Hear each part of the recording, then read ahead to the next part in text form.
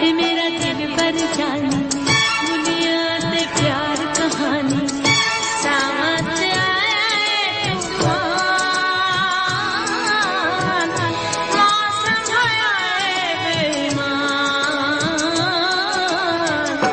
ऐसे मेरा दिल पर जानी दुनिया से प्यार कहानी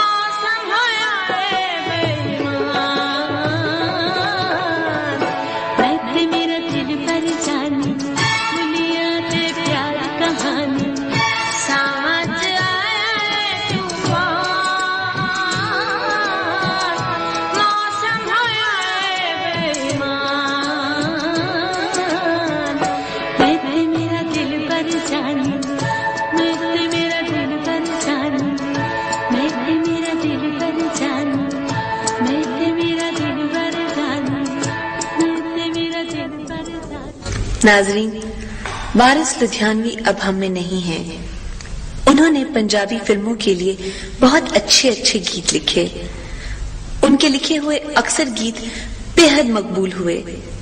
मलिका तरन्नुम नूरजहान कहती हैं, तनवीर नकवी, हसीन कादरी, मुशीर काजमी और ऐसे कई नामवर शायर जिन्होंने पंजाबी के बहुत अच्छे गीत लिखे, अब मैं जब उनके लिखे हुए नगमात गाती हूँ तो वो मुझे बहुत याद आते हैं।